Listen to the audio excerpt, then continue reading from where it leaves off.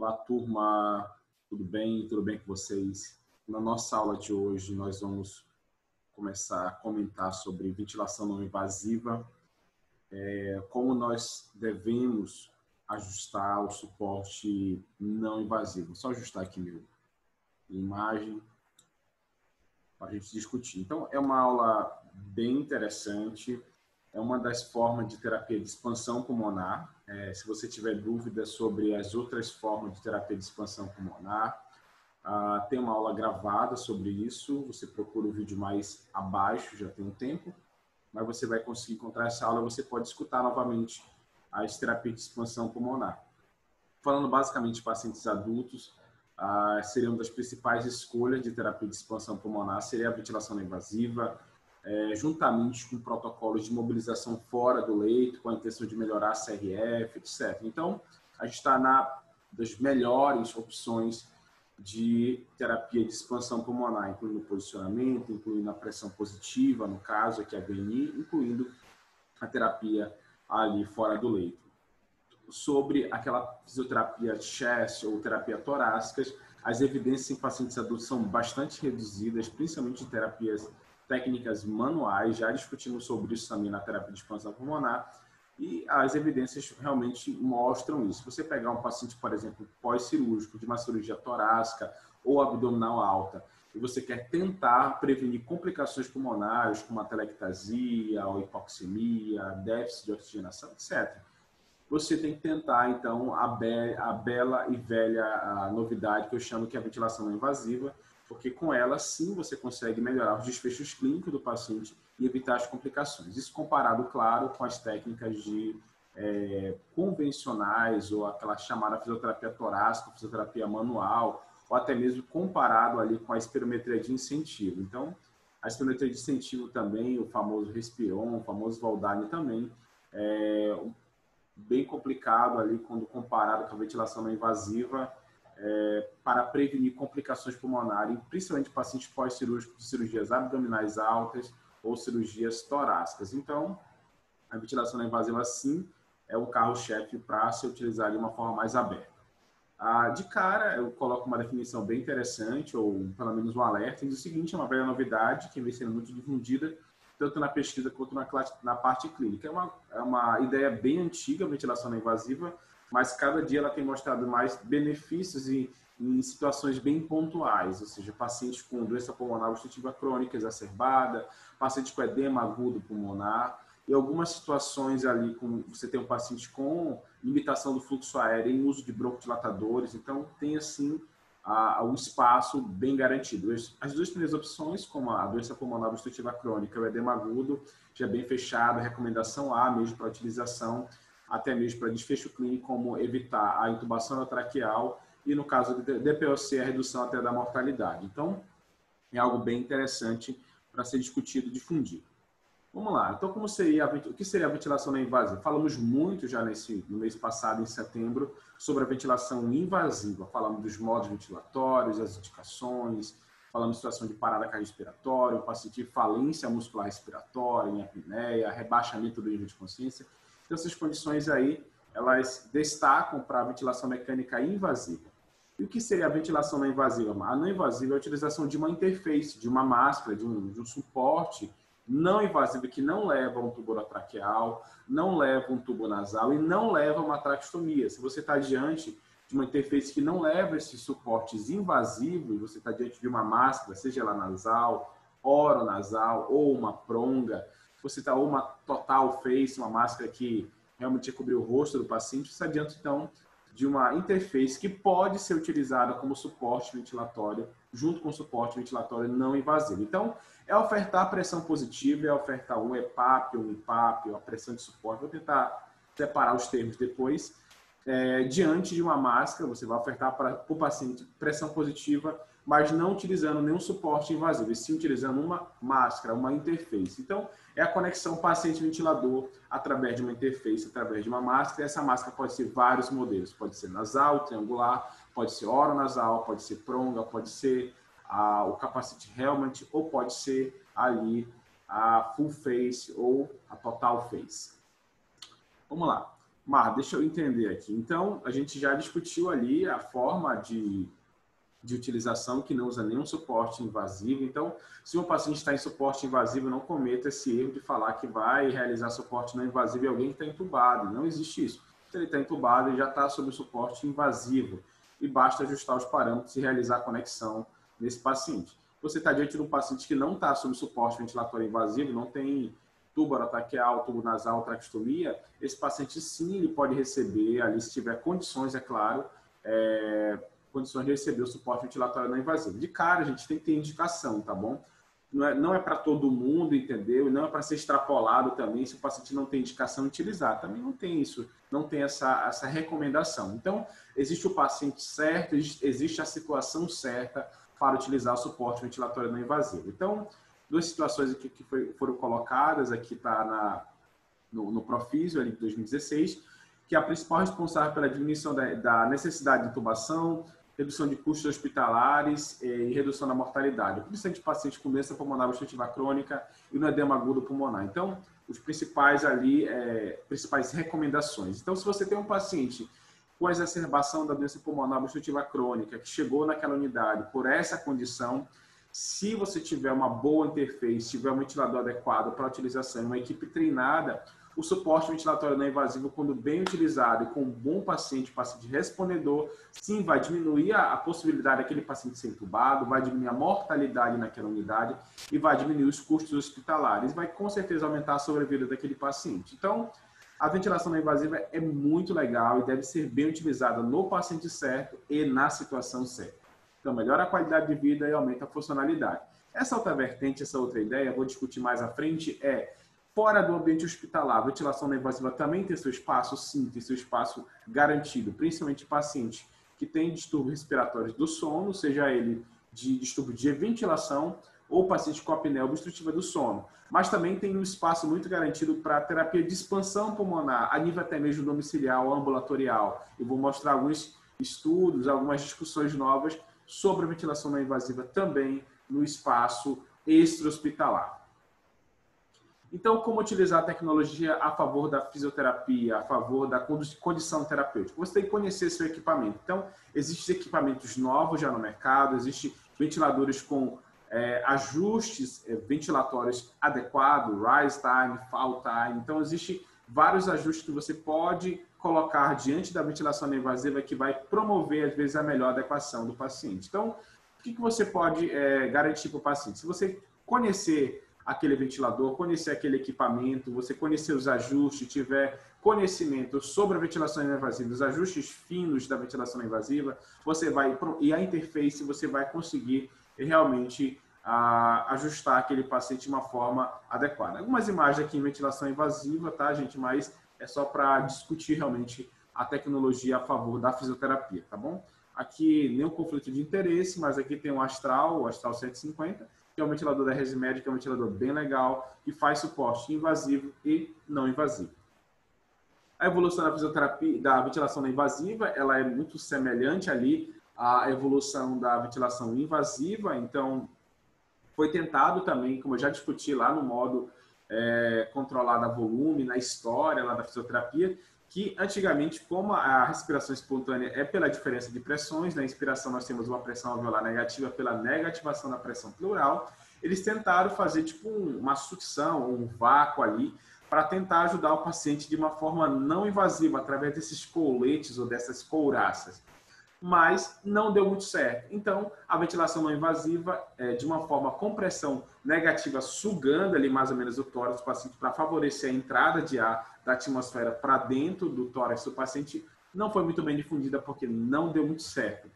Então, já foi meio que abortada a ventilação com pressão negativa e foi utilizada, então, a ventilação com pressão positiva, ou seja, na inspiração e na expiração, pode ter uma pressão ali auxiliando o paciente. Essa pressão ela é positiva, ela está somando o paciente faz esforço, olha que interessante.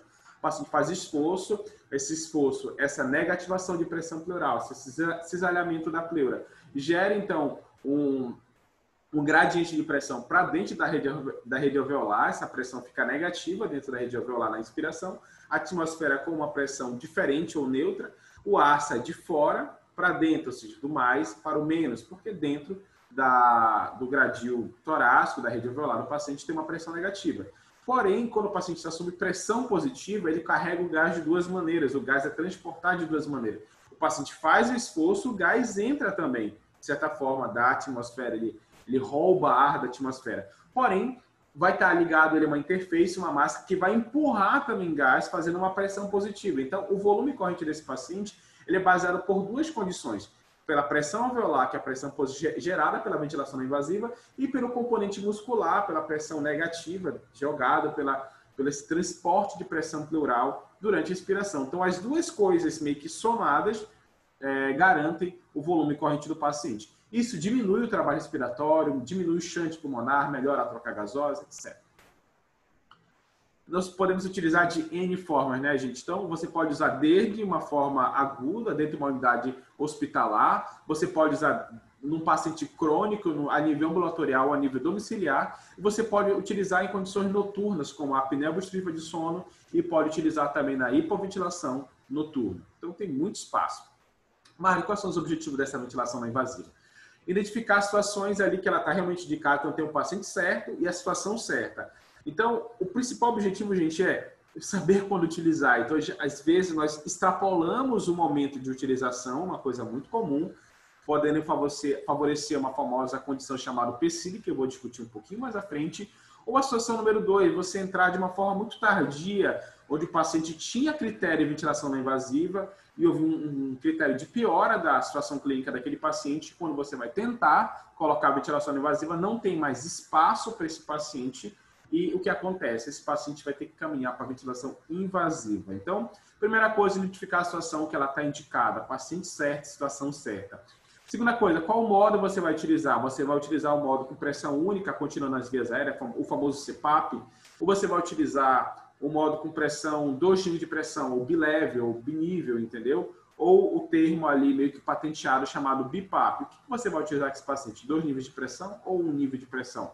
Ou você vai utilizar 2 níveis de pressão, mas com volume garantido. Você quer que aquele paciente sempre, na maioria dos ciclos, alcance aquele volume corrente. Então, tem 2 níveis de pressão, mas aquela pressão pode oscilar para garantir o volume. Isso também existe, é um modo chamado pressão ali com o volume garantido.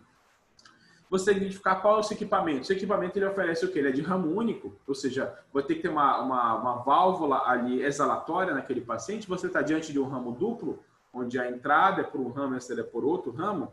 Então, você tem que reconhecer qual é o seu equipamento, o que ele oferece de ajuste e de ajuste fino. E o principal também, qual é a interface que você está utilizando. Você vai o quê? Utilizar uma pressão mais alta? Será que você não tem indicação de uma pressão oronasal? Ah, não, eu vou utilizar para via noturna, o paciente tem uma via pérvia, tem uma capacidade de inspiração por via nasal muito boa. Será que uma prolonga não seria interessante? Será que só é a apneia obstrutiva do sono? Então, uma nasal, uma prolonga seria já mais indicada. Então, muito cuidado. Não, ele não se adapta muito bem nessas pressões, seria uma oronasal. Então, você tem que conhecer realmente qual a interface que você tem e qual paciente você quer colocar sob pressão positiva. Isso é muito importante.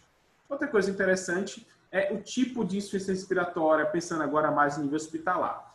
Uma coisa bem interessante é o seguinte, se você ainda não sabe ainda classificar insuficiência respiratória, hipoxêmica, hipercápnica, comista, também assista uma aula que eu tenho aqui embaixo, procure esse vídeo, que eu falo sobre insuficiência respiratória. Então, você vai entender ali o que é uma insuficiência respiratória hipoxêmica, hipercápnica ou mista. Nas 3 condições, a ventilação não invasiva tem espaço, entendeu? Claro que cada uma delas, o espaço pode ser um pouco maior ou um pouco menor. Então, muito cuidado com aquela situação. Quem é o seu paciente, qual é a sua situação. Então, cuidado com isso, tá bom? Então, conhecer a causa da disfunção respiratória, qual a classificação respiratória que você está pegando. Você está pegando uma paciente em fadiga respiratória, você está pegando um paciente DPLC hiperinsuflado, você está pegando um paciente onde a mecânica respiratória dele, paciente obeso, é desfavorável, ou você está pegando um paciente neuromuscular. Então, onde você está colocando essa ventilação não invasiva? Qual é o problema que aquele paciente tem e qual é a indicação da pressão positiva? Então, muito cuidado com isso, tá bom? Agora sim, né, a pressão positiva no sistema respiratório ela causa, né, ela gera como objetivos principais atenuar ou reduzir o trabalho respiratório, a gente sabemos disso. Ela promove o auxílio mecânico direto da musculatura respiratória, ela reduz o comando neural, ela torna mais eficiente o padrão respiratório, ela aumenta o volume corrente e reduz a frequência respiratória.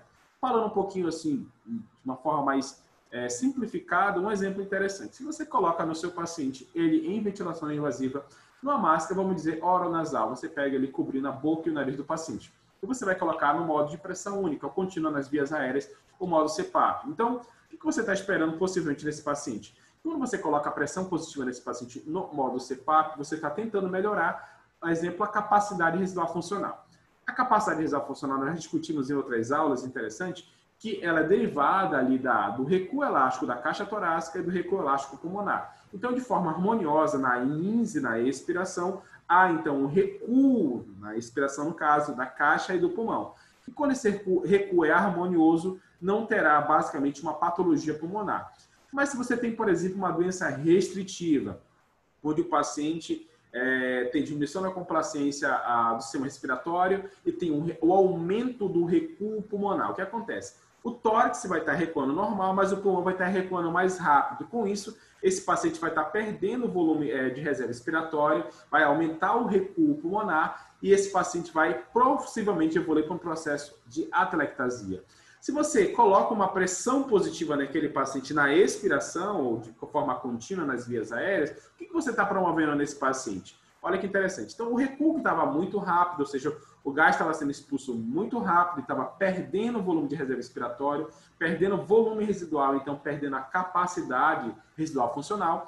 Quando você coloca, por exemplo, uma PIP nesse paciente, você diminui ou você reduz a velocidade do recuo elástico. Aquele pulmão que estava recuando muito rápido, agora vai recuar mais devagar. Com isso, você garante, você assegura o volume de reserva respiratória e o volume residual. Com isso, você melhora a capacidade residual funcional. Então, o paciente que estava cansado porque estava com redução da capacidade residual funcional, ele pode ter diminuição do trabalho respiratório, reduzindo a sua frequência respiratória. Se com esse recuo elástico você estava tendo um déficit de oxigenação, é possível também que você tenha uma melhora da oxigenação, melhorando então a distribuição, ventilação, perfusão. Então, perceba, uma explicação muito simples, mas que, por exemplo, um simples CPAP poderia ajudar aquele paciente. Outra opção também, se você tem um paciente agora que precisa ali, está hipoventilando, um paciente ali que está realmente com uma capacidade residual funcional reduzida também, mas não consegue também garantir o seu volume corrente, não consegue manter o seu volume minuto. Ele está realmente com aumento do trabalho respiratório e diminuição do volume pulmonar, diminuição da capacidade vital forçada também. O que acontece com esse paciente? Então, esse paciente tem que ganhar volume. Então, você também tem uma PIP, uma pressão ali positiva no final da expiração, para manter a capacidade residual funcional, mas agora você tem uma pressão acima dessa PIP, uma pressão de suporte ou o IPAP com a subtração do EPAP gerando a pressão de suporte para aumentar o volume corrente na inspiração. Então o paciente inspira, vai ter ali sempre mantendo o EPAP e quando ele inspira vai entrar mais uma pressão acima disso que é a pressão de suporte. Dessa forma, então o paciente vai ter aumento do volume corrente, melhora da capacidade vital forçada, melhora da capacidade residual funcional por conta também do EPAP. Dessa forma, ele diminui o seu trabalho respiratório. Então, perceba que dependendo do problema do seu paciente, lembra, o paciente certo, a situação certa, você tem que escolher qual o melhor modo ventilatório que você vai utilizar naquele paciente. Então, ventilação não invasiva, algumas imagens aqui mostrando uma full face, uma máscara realmente nasal, uma máscara oronasal e um capacete Helmut aí que já foi até feito um experimento agora no Brasil, nesse tempo de pandemia, tentando produzir um capacete semelhante. Então, a ventilação não invasiva, eu faço sempre essas perguntas. Eu geralmente simplifico isso. Quem é o seu paciente e qual é a situação? Então, algumas perguntas que você pode fazer. Quem é o paciente? Por que eu vou fazer ventilação não invasiva? Quando eu vou fazer a ventilação não invasiva, vou esperar que momento, como e onde. Então, isso é muito importante. Você conhece essas 5 situações, com certeza você vai garantir o suporte não invasivo no momento correto e no paciente correto. Os modos ventilatórios. Gente, nós falamos de alguns deles, eu falei de 2 rapidamente aqui, que foi o modo CPAP, a pressão contínua nas vias aéreas, principalmente em condições que você quer melhorar a ventilação perfusão, você quer melhorar a CRF. Existe um modo com pressão de suporte, onde você tem uma PIP mais uma pressão de suporte. Um exemplo aqui, ó, deixa eu compartilhar aqui a minha tela com o G5.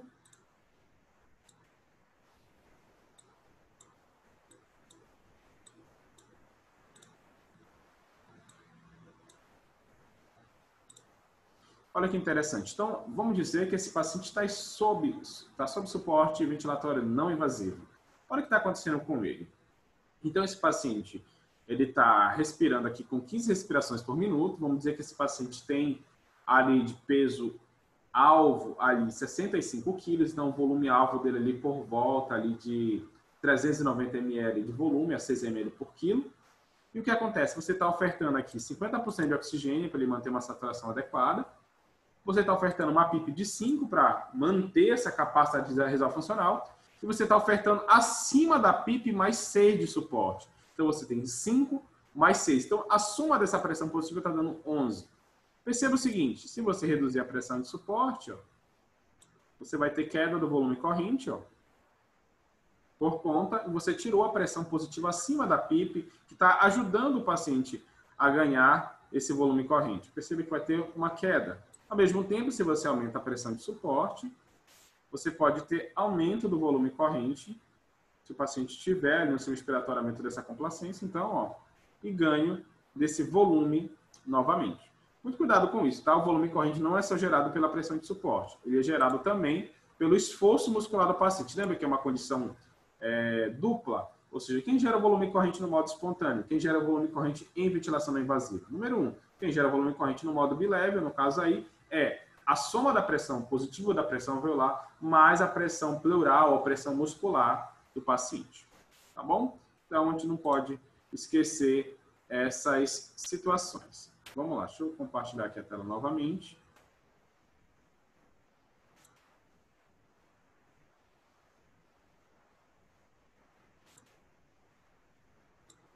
Beleza.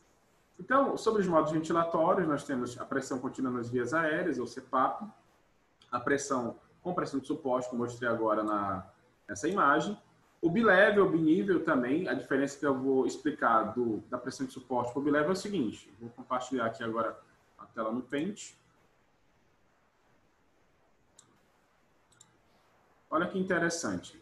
Então, se você tem um paciente agora que você está utilizando o ventilador mecânico, olha que interessante, você está utilizando um ventilador de UTI, tá bom, gente? De UTI para fazer ventilação não invasiva. Então, você tem ramo duplo, entendeu? Você tem uma entrada inspiratória e uma saída exalatória. O paciente tem uma máscara fechada, não esqueça disso. O paciente tem uma máscara fechada, ela não tem furos, entendeu? Ela não tem válvula, não tem expiração ativa, a máscara está fechada. Por quê? Quando você conectar o Y do ventilador aqui na máscara, o paciente inspira por um ramo e sai pelo outro ramo que volta para o ventilador, tá bom? Você colocou o paciente em modo de duplo ali, o modo duplo, 2 pressões. Você colocou ali uma PIP de 5, por exemplo, e colocou um suporte de 15. O que você tem então ali? Você tem 15 mais 5, lembrando que é uma soma de pressões. Você está somando. Então, você vai ter uma pressão total ali no tórax daquele paciente de 20. Se você faz agora, olha que interessante, se você coloca agora um ventilador de ramo único, você tem agora um paciente ali com um ventilador domiciliar de ramo único. Então, vai ter apenas um ramo, mas por onde ele expira? Você vai ter que colocar uma máscara que ela tem um furo, ela tem uma saída exalatória. Ou você vai ter que favorecer essa saída exalatória, porque ele inspira por um ramo e a saída é pela cabeça da máscara, pela parte frontal da máscara. Então, você tem que colocar uma máscara que tem essa saída exalatória. Então, máscara com escape, com saída exalatória, não é indicado para paciente que utiliza ventiladores de UTI. Se você tem um ventilador agora domiciliar, que o ramo é único, sim, essa máscara está indicada, porque através dessa máscara você vai favorecer a exalação do paciente.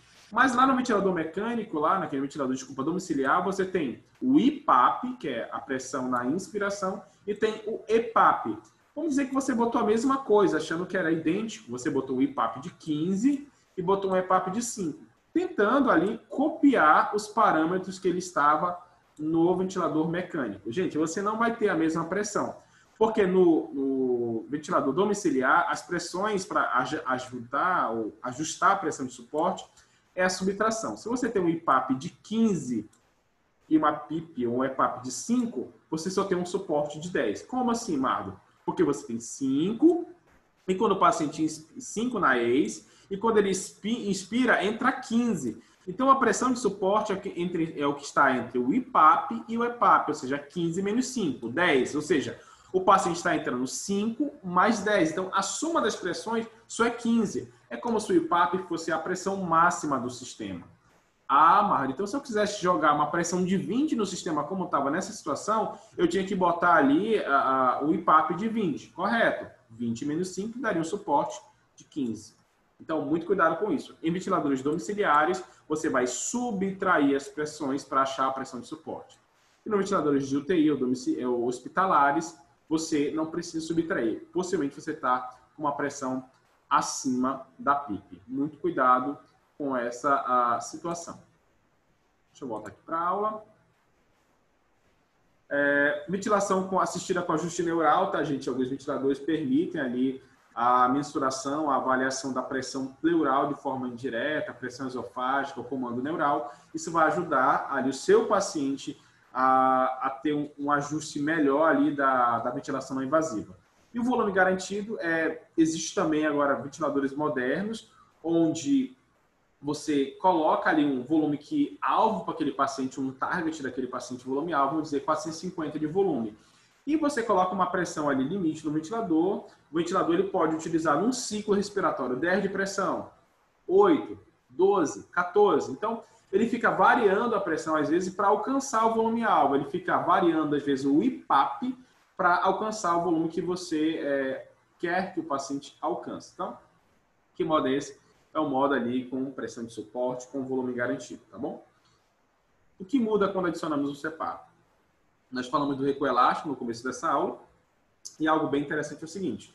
Se você tem ali um paciente respirando em respiração espontânea, puro, sem nada de pressão positiva, o que acontece? Na inspiração, a pleura cisalha, na verdade, gerando então uma pressão negativa para dentro do gradiente da rede alveolar do paciente, o gás sai de fora da atmosfera para dentro do tórax do paciente. Ou seja, há uma diferença de pressão, porque na ins é negativa. E na ex o que acontece? Como o tórax vai estar cheio de ar, vai estar com uma pressão positiva, a pressão positiva é maior do que a atmosfera na inspiração e o gás sai do tórax do paciente. Então, basicamente isso. Se você coloca uma pressão vamos dizer, uma pressão de 5, como está aqui na imagem, você tem uma pressão de 5 no modo CPAP. Então, agora o paciente não sai do zero pressórico, ele não inspira, ó, negativa, e volta para o zero, entendeu? Ele não inspira, negativa, e volta para o zero. Não. Agora ele tem 5 de pressão, então ele inspira, negativa, e volta no mínimo para esses 5. Ele volta no mínimo para essa pressão positiva. O paciente está inspirando e expirando contra, ou a favor, melhor dizendo, dessa pressão de auxílio. Então, no modo CPAP, há uma pressão contínua que você coloca 5, 6, 7, 8, e a inspiração e a expiração fica meio que por cima dessa pressão, tá bom?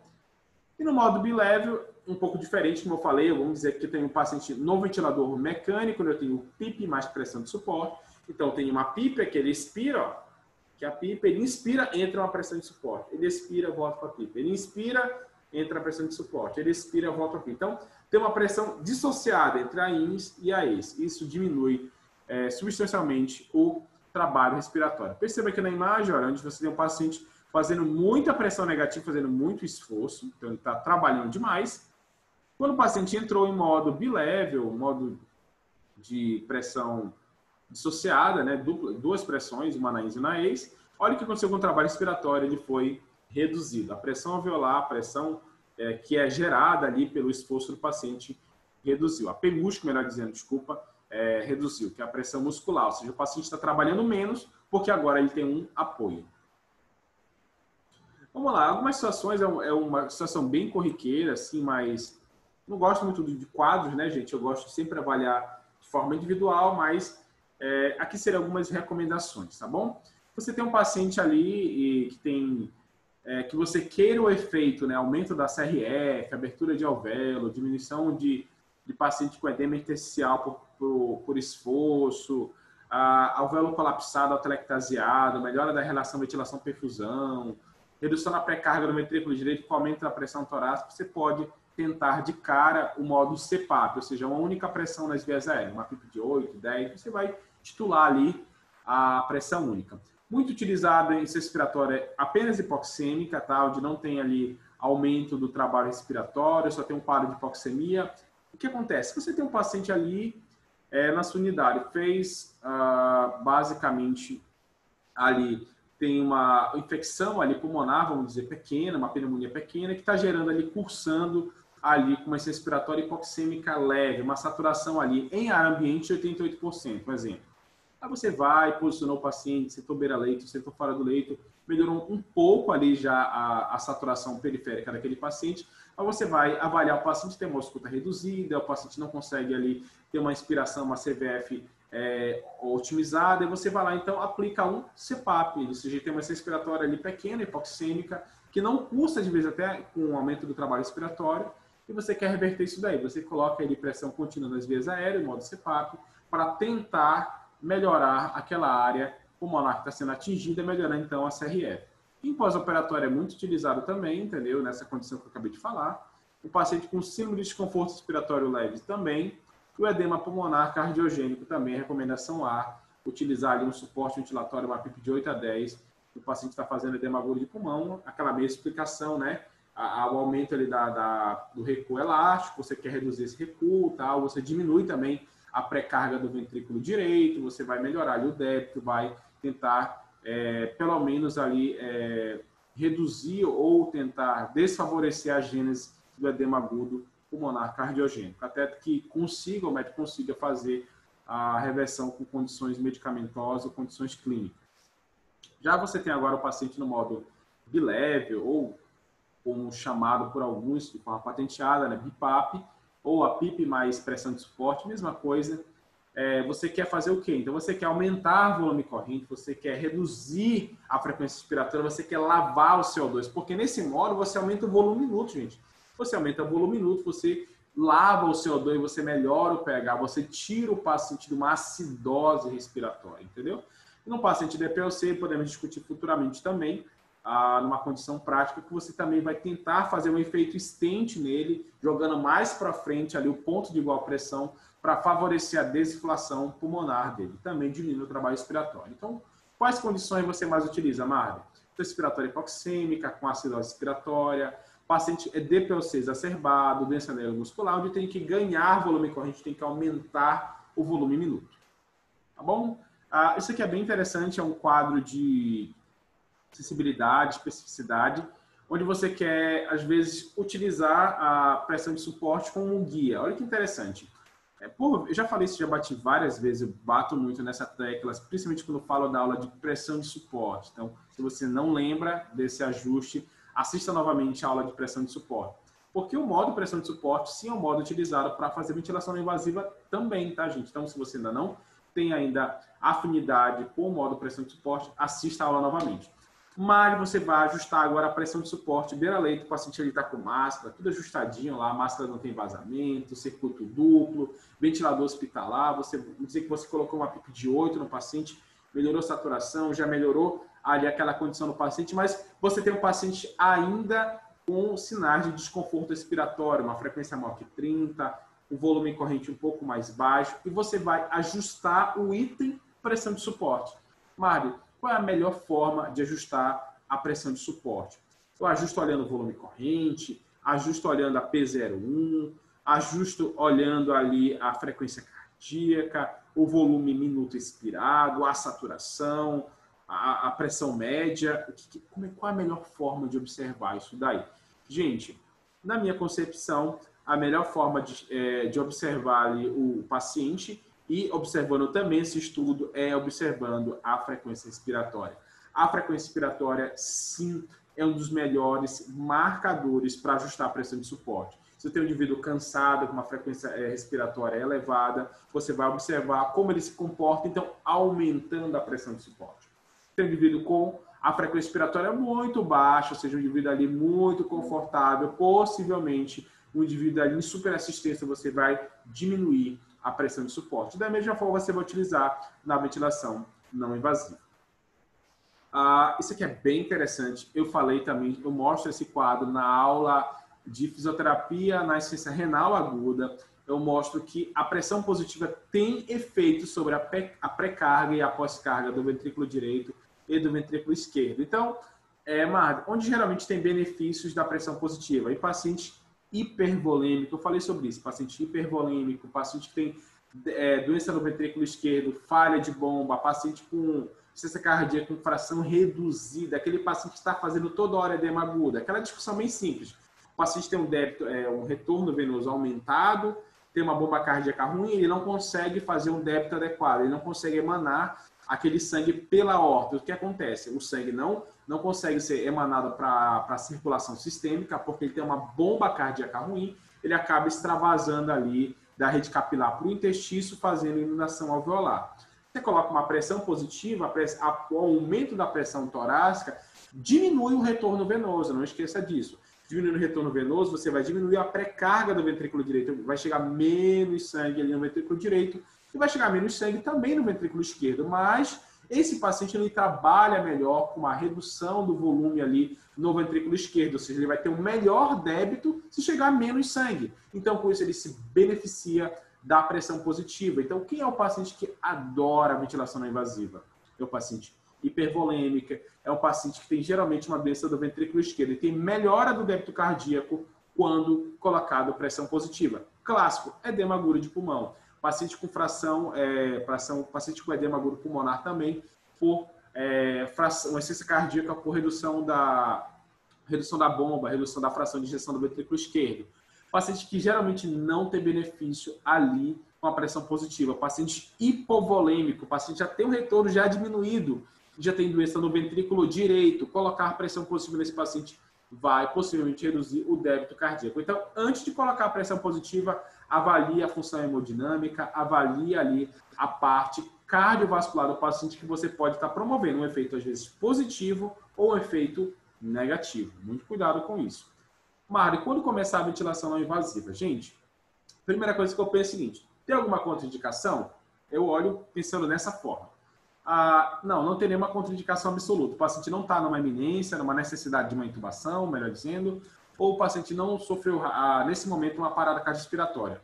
E como são as relativas? Eu parto para as relativas. Como é que é? O paciente teve uma cirurgia recente de veia alta, ou o paciente pode fazer, mas tem que ter um pouco de cuidado. Então, eu começo a observar e pesar o risco-benefício, entendeu? Então, observe se tem uma contraindicação absoluta. Essas duas. Não tem contraindicação absoluta. O paciente, ele tem capacidade de cooperar, tem livre de consciência, protege via aérea, está tudo certinho com ele, mas ele tem uma contraindicação relativa? Tem. Pesa o risco-benefício.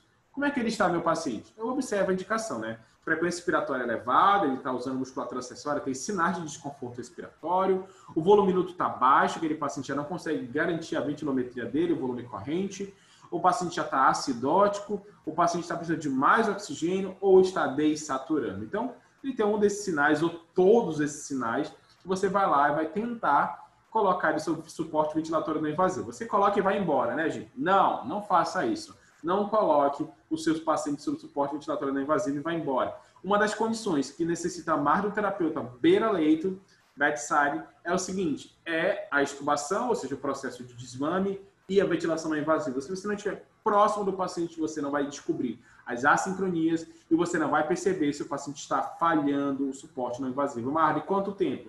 Você faz um teste de 30 minutos, tá, gente? 30 minutos a 1 hora. O paciente melhorou, ele é um respondedor. O paciente não melhorou, o paciente continua com desconforto respiratório, pode retirar da ventilação não invasiva. Esse paciente é o candidato à falha da ventilação não invasiva. Ele precisa tentar outra terapêutica ou até mesmo ser intubado. Tá bom? Olha aqui, ó. O paciente tem contraindicação absoluta, não, ventilação não invasiva, não fica aí, tá? Continua observando e olha se ele não vai falhar, né, gente? Número 2, ele está com uma contraindicação totalmente absoluta, o paciente rebaixado, acabou de ter uma parada, então, intubação, tá, gente? Não tentar ventilação não invasiva. Monitorizar aqui, ó, por meia hora, 2 horas, tá, gente? Então, a gente fala que você tem que ficar ali beira-leito, realmente, observando o paciente para verificar se o paciente tem critério de sucesso ou insucesso. O que é critério de sucesso para ti, Marli? Você tem um paciente ali que vai reduzir o trabalho respiratório, melhora a frequência respiratória depois da VNI, melhora o volume corrente por um teste de ventilometria, melhora o nível de consciência, Marli? Como assim? Você tem um paciente de DPOC exacerbado com rebaixamento de nível de consciência por uma acidose hipercápnica. Quando você lava o CO2, aquele paciente melhora o nível de consciência. Então, sim, é critério de sucesso. Você observa que não está utilizando mais musculatura respiratória, melhorou a PO2 gasométrica, melhorou a saturação periférica, melhorou realmente a condição daquele paciente. Então, muito importante, isso é um critério de sucesso, o paciente é um respondedor à VNI. Não, Marlene, nada disso aconteceu. O paciente continua do mesmo jeito e parece até pior. Então, o paciente possivelmente teve insucesso na ventilação não invasiva, esse paciente vai realmente partir para a intubação. Eu coloquei aqui embaixo, cuidado com a PECILI. O que é isso? Gente, às vezes meia hora é suficiente para observar que o paciente não vai ter sucesso na ventilação não invasiva. Não precisa ficar até 2 horas.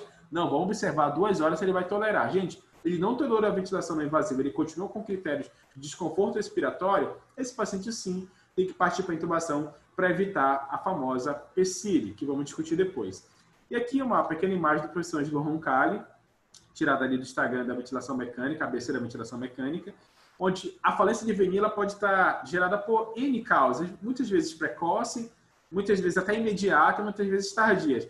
Geralmente, as imediatas são o seguinte: um paciente que não tem um bom nível de consciência, ou seja, ele até estava com um bom nível de consciência, mas ele começou a piorar o nível de consciência, então você vai ser imediatamente, até 1 hora, esse paciente não vai realmente tolerar VNI. Aquele paciente está com secreção excessiva e não protege via aérea. Gente, proteção de via aérea e VNI são coisas que andam lado a lado. Se o paciente não protege via aérea, dificilmente ele vai tolerar VNI se ele tiver secreções copiosas, em volume, no caso, aumentado. Paciente agitado, que não está tolerando a VNI, ele vai falhar, com certeza. E a sincronia paciente-ventilador.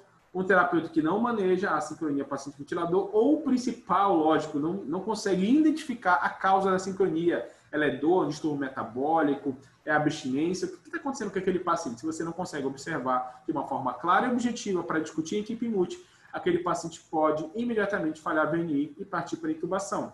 De uma forma mais precoce, o que é uma falha de ventilação não invasiva? O que é isso? O paciente cursou bem, ele estava até melhor nas primeiras horas ali da ventilação não invasiva, depois que ele estava bem, mas depois de 6 a 8 horas ou de 12 horas, ele teve uma piora severa ali da troca gasosa, ele teve piora da doença, piora do nível de consciência, fadiga muscular. É uma falha precoce VNI, esse paciente deve partir para a intubação. E uma falha mais tardia, Marley, aquele paciente já tem uma comorbidade mais grave, tem distúrbio do sono, o paciente já evoluindo com delírio, novas infecções, possivelmente a ventilação não invasiva não é o problema da situação, mas ela vai ter falha por outras condições. Tá bom? Então, observar todas.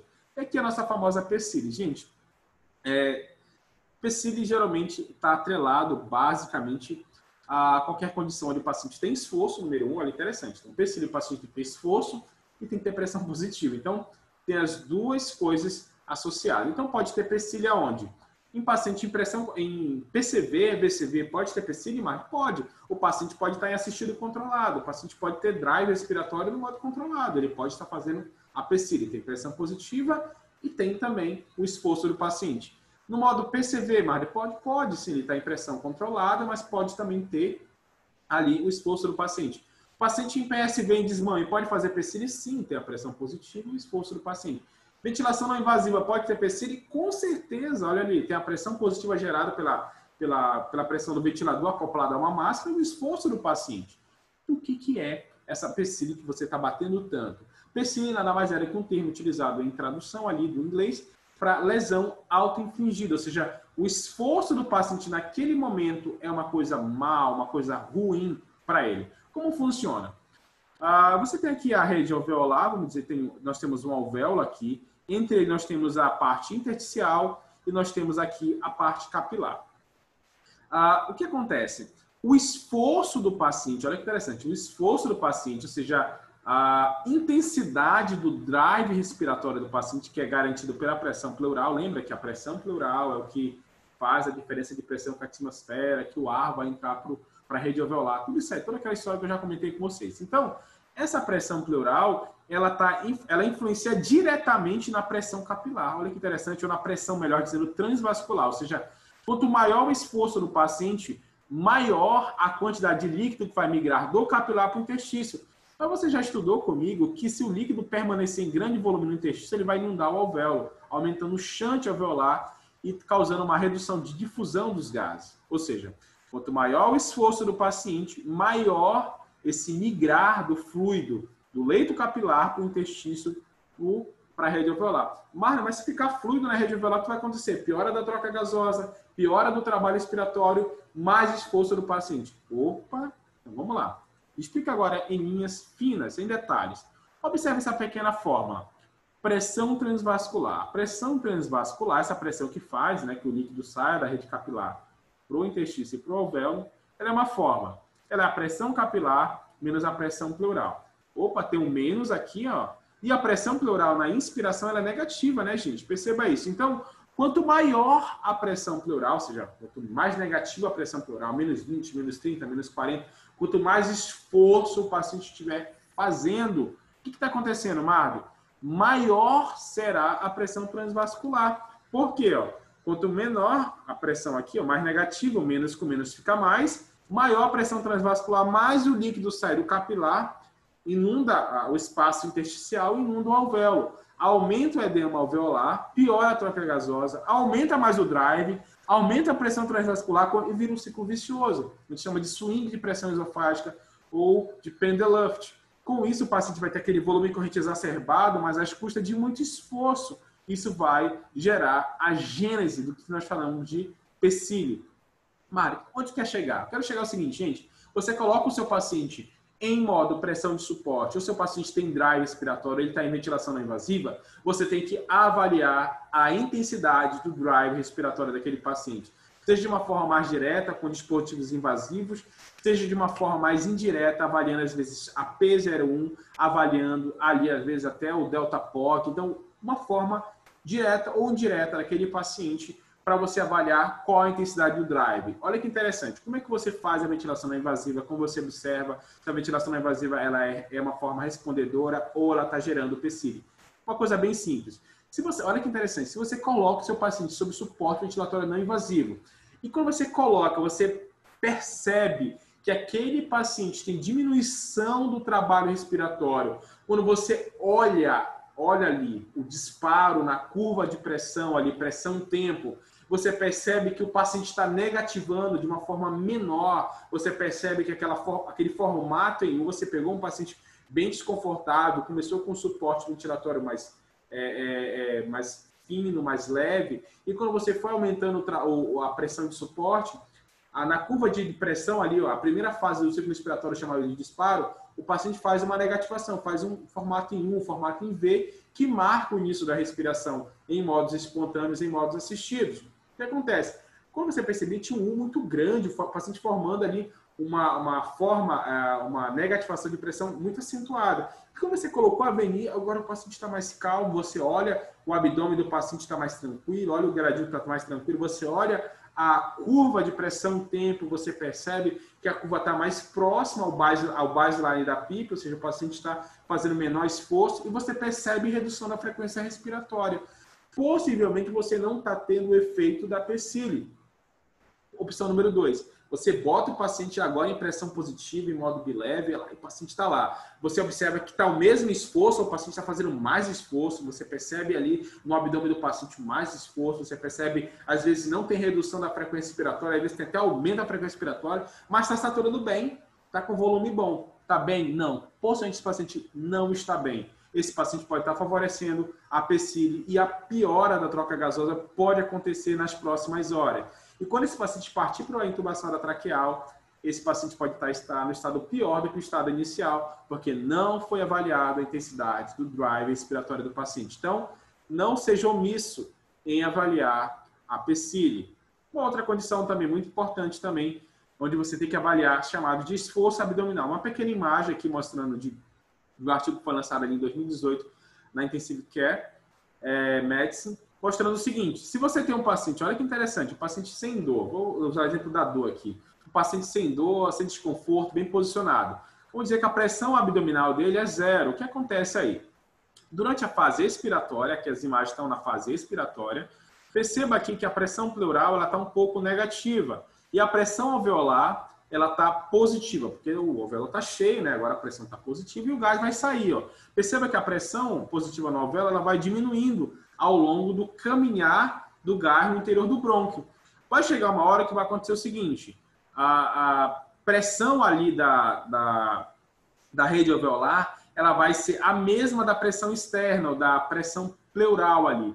Nesse momento a gente chama de ponto de igual pressão. Se as pressões se igualam, o brônquio fecha.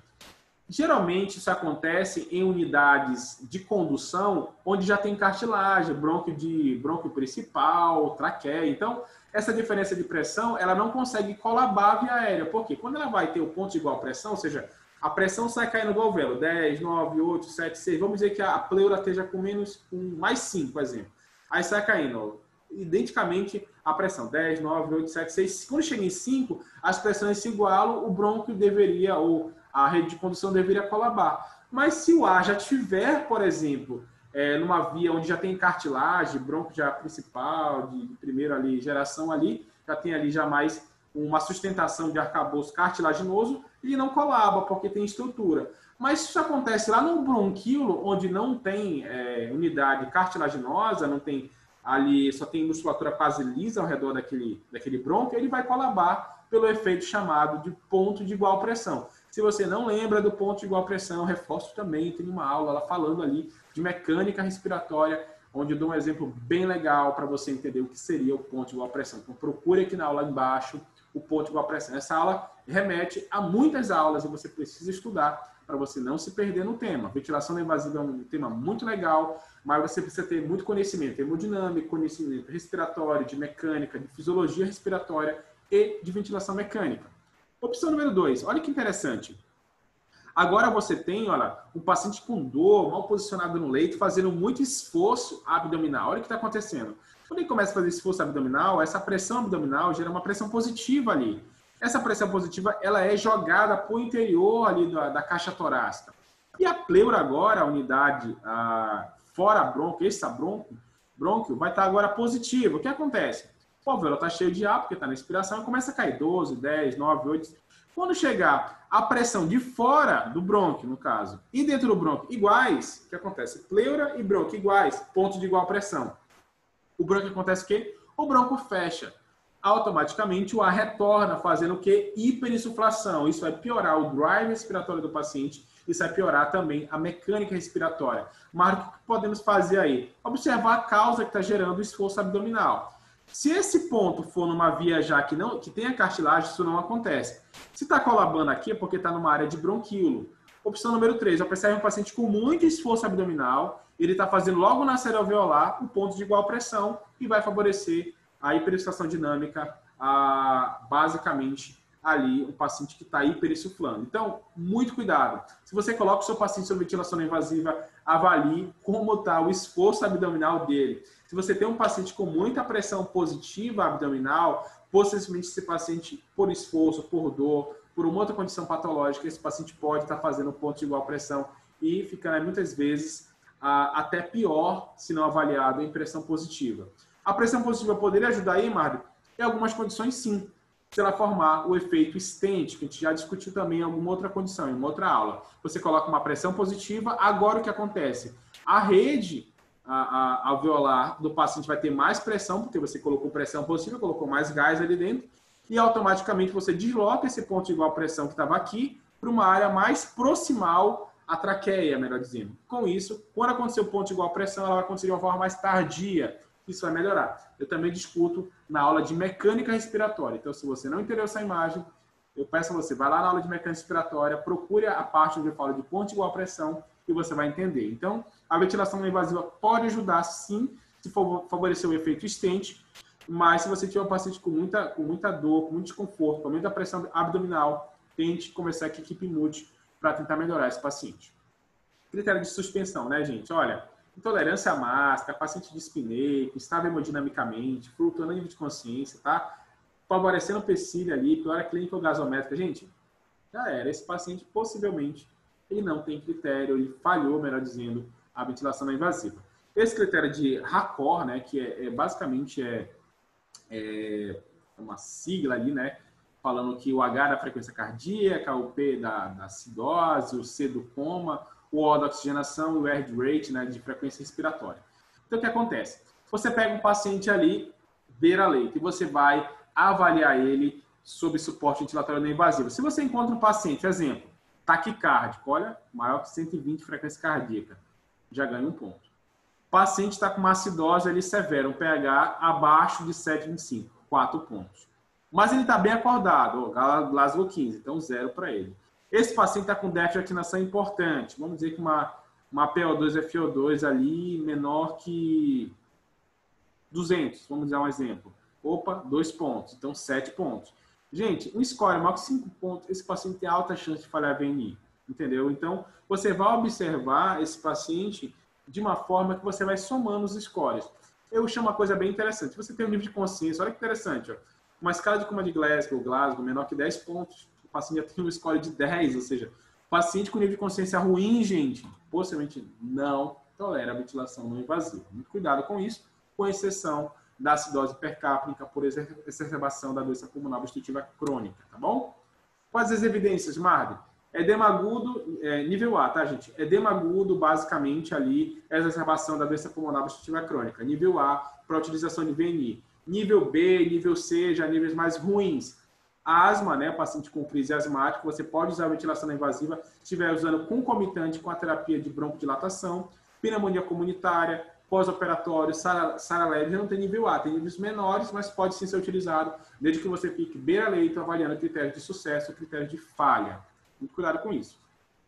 Já falei nessa exacerbação do DPLC, que acontece, na verdade, você tem um paciente hipersuflado ali, com ponto de igual pressão muito precoce ao alvéolo, você pode favorecer um efeito stent e gerar naquele paciente ali um deslocamento do ponto de igual pressão de uma forma mais tardia, favorecendo a saída, ou a melhor, a fase exalatória, esvaziando esse paciente.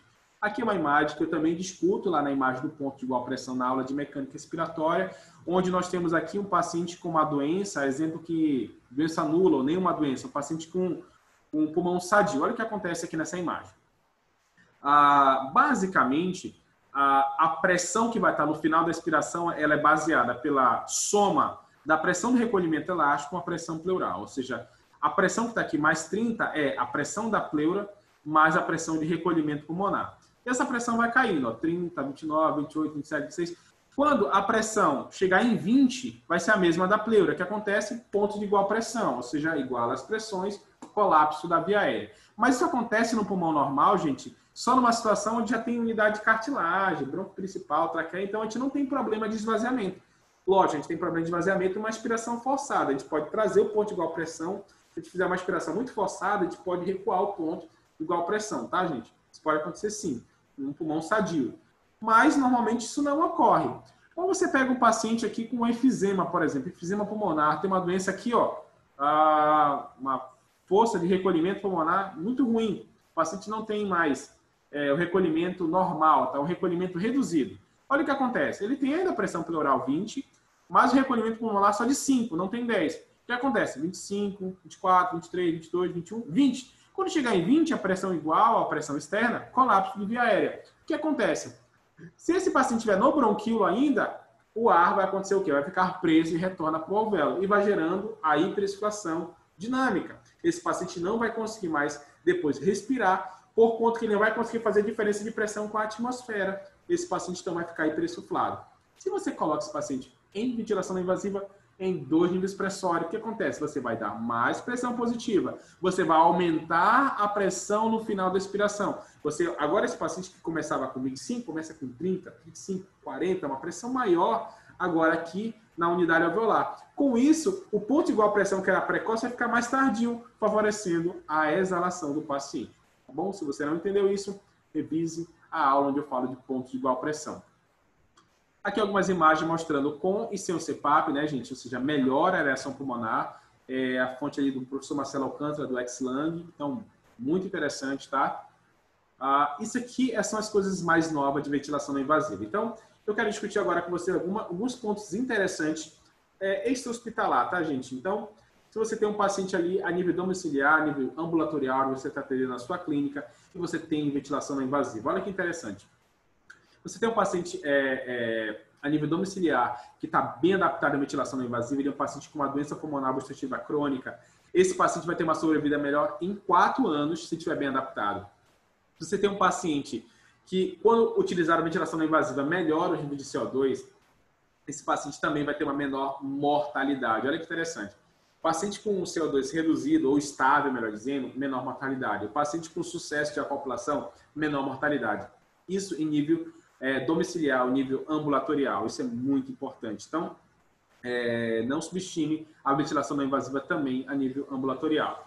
Mari, como eu devo começar essa ventilação não invasiva aí a nível domiciliar? Paciente que está dispneico em casa, paciente que agora com dor de cabeça, tipo uma enxaqueca, paciente que tem nível de CO2 mais aumentados, paciente que tem respiração ruim noturna. Então, nessas condições, você inicia a ventilação domiciliar com DPOC. Você não vai esperar ele piorar e entrar no hospital, tá, gente? Você começa essa ventilação não invasiva a nível domiciliar, realmente na casa do paciente. E um dos estudos que eu achei mais legal, uma das ideias bem legais ali, é uma discussão da professora Sara, que foi agora no Congresso de 2019, o Congresso Internacional ali respiratório que foi feito na Espanha.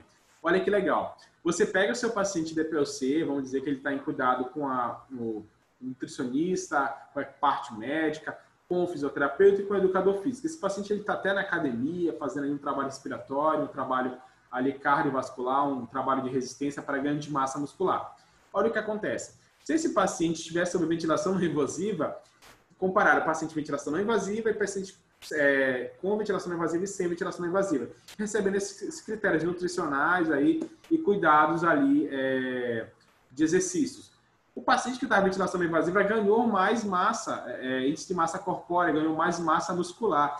Então, será que a VNI não é anabólica? Eu até brinquei aqui, será que nós temos uma VNI anabólica? Ou seja, quando colocado sob ventilação não invasiva, o paciente ganhou mais massa muscular, entendeu? Comparado àqueles pacientes que não estavam sob ventilação não invasiva. Então, o paciente de DPOC é um paciente muito rico, né, gente? Não adianta só pensar na parte nutricional, pensar só na parte ali dos exercícios de resistência contra o peso ali. Então, muito cuidado com isso. Aqui uma imagem mostrando ali um paciente ali avaliado ali, né, na ventilação não invasiva, e sobre uma ventilação também, uma monitorização hemodinâmica, saturação, frequência cardíaca, respiratória e a pressão arterial e uma esteira.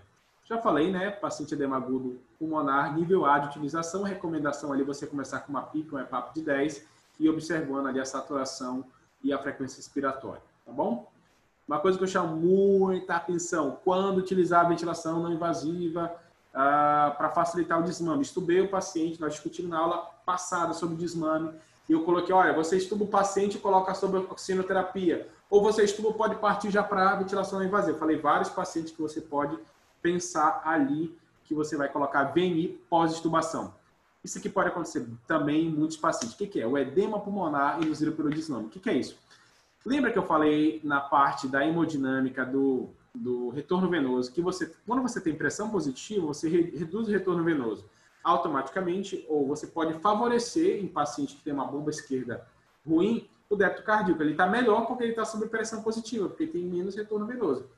Quando você estuba aquele paciente, não tem a pressão positiva. O que acontece? O retorno venoso aumenta, com isso o ventrículo direito já ganha mais, aumenta a pós-carga do ventrículo direito, tem mais sangue chegando, aumenta a pós-carga do ventrículo esquerdo, ele não consegue trabalhar com toda aquela carga, todo aquele fluido, ele extravasa e faz edema pulmonar.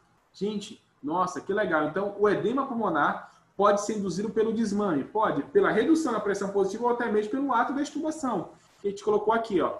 O paciente está em desmame de ventilação mecânica, você diminui a pressão positiva, aumenta a pressão intratórax, aumenta o CO2, diminui o PO2, aumenta o trabalho respiratório, aumenta o retorno venoso sistêmico, piora a parte hemodinâmica do paciente, o paciente pode evoluir com edema. Nesses casos, nesses pacientes, que tal, olha que ideia interessante, que tal tentarmos favorecer esse desmame com ventilação não invasiva? Ou seja, você tem um paciente ali, você está favorecendo o desmame, ele está tudo bem até em modo PSB, um suporte 7, uma PIP 6 ali, e quando você estubar aquele paciente, você não vai estubar direto para a oxigenoterapia. Para não acontecer esse edema pulmonar induzido pelo desmame, você vai tirá-lo e colocar diretamente ele sobre ventilação não invasiva. Ganhar de novo pressão positiva para diminuir o retorno venoso e não utilizar não acontecer esse edema pulmonar induzido pelo desmame. A imagem que ela é um pouquinho mais do professor ali Flávio Maciel, e o estudo está aqui na lateral da imagem. Quem são esses pacientes, Mari, que podem evoluir com esse edema pulmonar induzido pelo desmame? Pacientes hipervolêmicos, pacientes renais, pacientes ICC, DPOC, obesos, até mesmo os idosos, entendeu? Muito cuidado com isso. É que está o estudo, né, que fala sobre esse edema induzido pelo desmame, entendeu? Então, muito cuidado com isso. Outro ponto interessante, Marli, ventilação não invasiva do intestino neuromuscular. Gente, muito legal. Isso aqui é uma coisa bem importante. Então, o paciente neuromuscular, ele tem que ser avaliado de uma forma pela espirometria. Nós já tivemos uma discussão também tem uma aula aqui embaixo sobre espirometria. Nós temos que discutir sobre isso. Então, se você tem um paciente que está perdendo pico de fluxo respiratório, ele está perdendo pico de fluxo de tosse, gente. Olha que interessante. O paciente está perdendo ali um pouco de proteção de via aérea, o paciente está perdendo ali a capacidade residual funcional, perdendo a capacidade vital forçada. Gente, esse paciente tem declínio anual dessa CVF, desse PEF, melhor dizendo, esse paciente vai ter risco de entrar em ventilação mecânica invasiva e mortalidade em unidades hospitalares. Porém, se esse paciente você colocar sob ventilação não invasiva, você pode reduzir esse declínio e diminuir a entrada desse paciente na unidade hospitalar. Então, muito importante o doente neuromuscular fazer a espirometria e entrar de forma precoce e correta na ventilação não invasiva. Muito legal. Eu gosto desse quadro, apesar que tem um pouco aqui de uma discrepância entre os estudos, né, mostrando, principalmente comparando aqui a capacidade vital forçada. O que é isso? Se você pega um paciente que tem uma capacidade vital forçada muito boa, 65 ml por quilo, ou seja, ele faz força, ele gera um bom volume corrente. Um exemplo, deixa eu pegar aqui minha calculadora, eu vou fazer um cálculo para vocês aqui. Vou pegar meu paciente, vamos dizer que meu paciente tenha 70 quilos, 65 vezes 70 quilos. Esse paciente gera, ali, basicamente, ali, quase 5 litros na capacidade vital forçada. O paciente tem uma capacidade vital forçada muito boa. Esse paciente, gente, geralmente não tem indicação de ventilação não invasiva. É um paciente que consegue fazer terapia fora do leito, exercício resistido. Porém, se você tem um paciente aqui, ó, com uma capacidade vital forçada muito baixa, que esse pequeno diagrama do meu amigo Sandro, daqui da Tech Live, jogou para 15 ml por quilo. Esse paciente, gente, não tem indicação de espirometria, não tem indicação de terapia manual, tá bom? Cinesioterapia respiratória, esse paciente tem indicação de pressão positiva, ou seja, ele não consegue ganhar gás, gente. Esse paciente não consegue gerar gás no interior do parênquima, então ele precisa de auxílio. E como você faz isso? Avaliando a capacidade vital forçada. Tem estudo mostrando na 20 ml por quilo, tá, gente? Então, se você tem um paciente ali já com 20 ml por quilo, corte, paciente ali já com indicação de pressão positiva. Paciente com capacidade vital forçada acima de 20 ml por quilo, eu não tentaria espirometria, eu tentaria ali realmente exercício resistido ou terapia fora do leito. Desmame também, já falei bastante aqui que vários pacientes facilitam o desmame, tá, gente? Mas não fazer isso daqui. Você pegou o seu paciente, tubou o paciente ali está a evolução respiratória na sua cara e você tenta resgatar com o Beni. Tá errado. O paciente falhou, teve respiratória pós-intubação direta, nova intubação, tá bom? A ventilação não invasiva facilita o desmame, tá, gente? Muitos pacientes vão ter benefício de ventilação não invasiva. Se você escolher o paciente certo, a situação certa, você vai ter menos risco de uma falha de extubação, tá bom? Aqui tem um quadrozinho, um fluxograma bem, ó. Extubação, tem risco de falha de extubação? Tem. Ventilação não invasiva, profilática.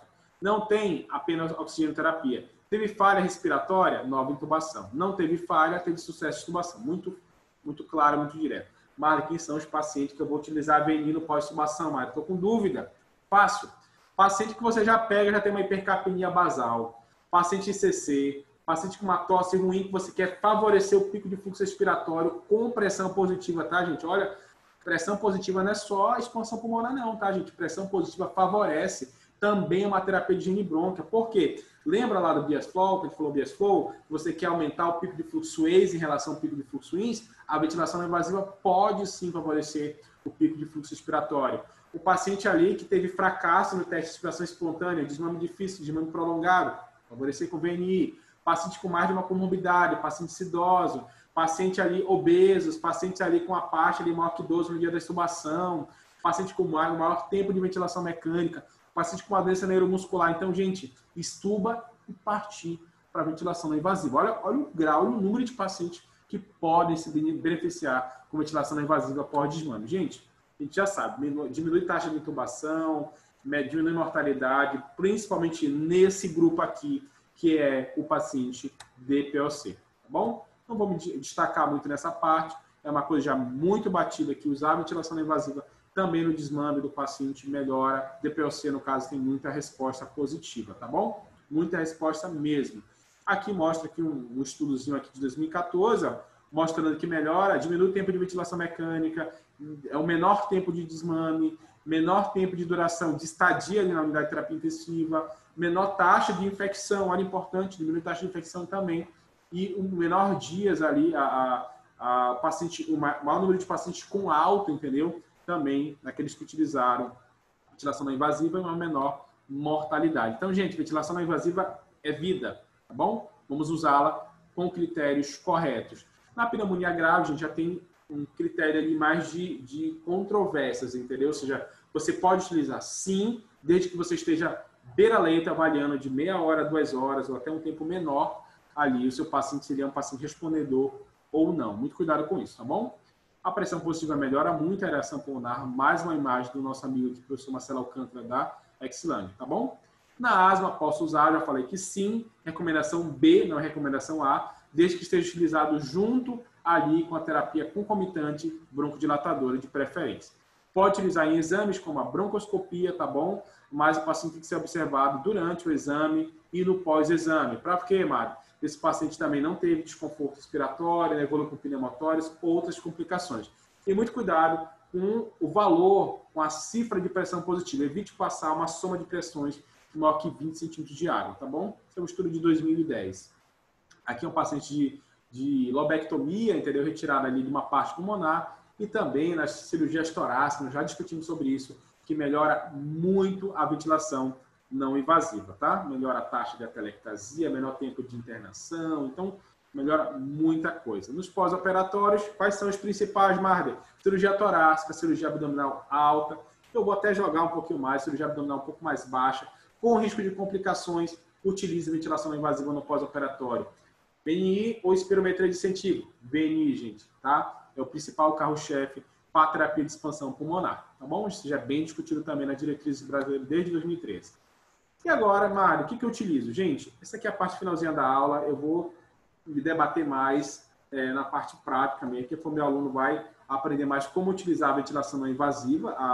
A ideia dessa aula aqui é levantar as indicações e objetivos, mas você tem que conhecer o ventilador mecânico, conhecer os modos, conhecer as interfaces, para utilizar de forma correta, né, gente? Então, se você não conhece a sua máquina, não conhece o ventilador e não é um profissional habilitado para realizar a ventilação não invasiva, você vai ter problema, entendeu? Não vai reconhecer a sincronia, um disparo ineficaz, um alto disparo, entendeu? Não vai reconhecer um duplo disparo, não vai reconhecer nada, entendeu? O tempo de pressurização. Então, se você não conhece essa interação homem-máquina, você vai levar para o paciente um grande problema, entendeu? O problema está aqui, né? Te digo que é o cérebro do paciente, o cérebro do fisioterapeuta, do médico, do enfermeiro. Então, você tem que conciliar tudo isso, ou seja, encontrar ali o tempo neural do paciente, a taxa de fluxo, o volume, entendeu? O tempo de pressurização, tudo isso é muito importante na ventilação não invasiva. Lógico, né? Tem muitos problemas, porque unificação de conceito, nomes, entendeu? Por isso que é importante conhecer a máquina. Aqui está diante, aqui, basicamente, ali do ventilador da ResMed, que é o Stella, no caso, aqui o Stella 150. Ele também já dá algumas patologias, tem vários modos ventilatórios, que às vezes até um pouco diferente de outros fabricantes. Você precisa conhecer, então, o modo, o ventilador, entendeu?